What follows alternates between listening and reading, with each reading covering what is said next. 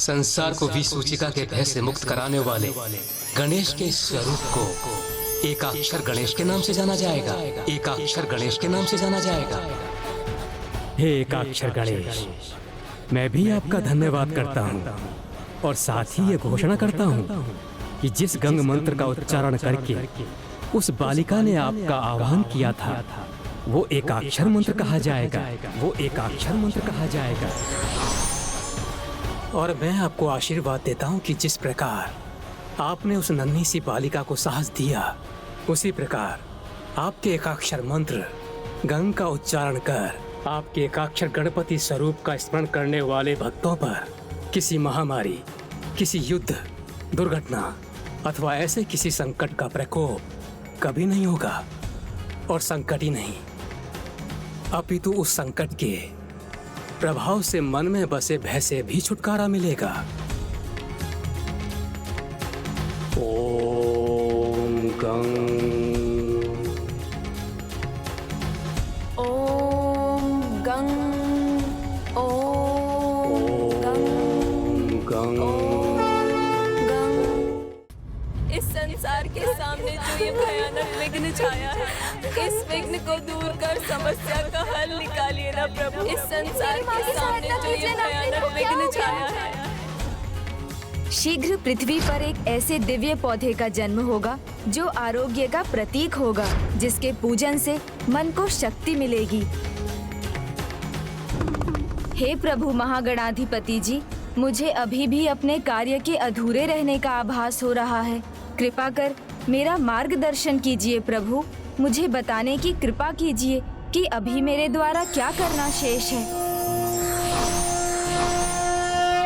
ओम सिद्धि बुद्धि सहिताय महागणपतये प्रणाम प्रभु महागणाधिपति जी। नमः। गणेश, आपने उचित समझा। आपका कार्य अभी संपन्न नहीं हुआ और उसे पूर्ण करने के लिए आपको एक नवीन कथा का भाग बनना होगा, जिसके लिए आपको परिवार से दूर वन में माँ गंगा के तट पर तप करना होगा। मैं आपको आपके तप की सफलता का आशीष देता हूँ।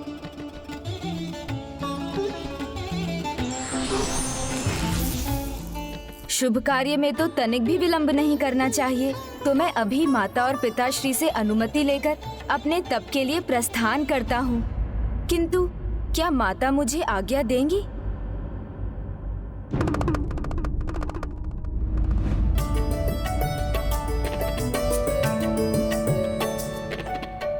यही मना रहा हूँ कि माता मुझे ना रोके, जाने दे। क्या हुआ पुत्र गणेश? जब से तुम विसूचिका रूपी संकट को दूर करके लौटे, चिंता में ही खोए हुए हो।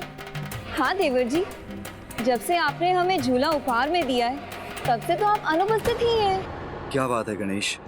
किस विचार ने तुम्हें इतना गंभीर बना दिया? पिताश्री, माता, कुछ समय के लिए मुझे यहाँ से दूर तप करने जाना है। नहीं पुत्र, मैं तुम्हें अचानक यूं कहीं नहीं जाने दूंगी। और अब तो हमें तुम्हारे विवाह की तैयारी भी करनी है। किंतु माता, विवाह का तो विचार भी नहीं है मेरे मन में। मुझे तप के लिए जाना ही होगा, ये अनिवार्य है। और वैसे भी मैं तो अभी बालक ही हूँ। मेरी इच्छा विवाह की है ही नहीं। मुझे तो ब्रह्मचर्य व्रत का पालन करते हुए ही अपना जीवन बिताना है। ओह, तो क्या अब तुम भी वही हट करोगे जो तुम्हारे भ्राता ने किया था? नहीं पुत्र, तुम तो मेरी हर बात स्वीकार करते हो ना, तो अब तुम मेरे लिए कोई कठिनाई मत खड़ी करो।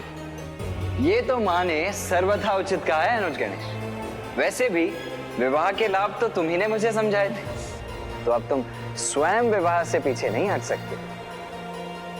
किंतु माता। किंतु परंतु कुछ नहीं पुत्र, मैं कुछ नहीं सुनना चाहती। मैं तुम्हें कहीं नहीं जाने दूंगी।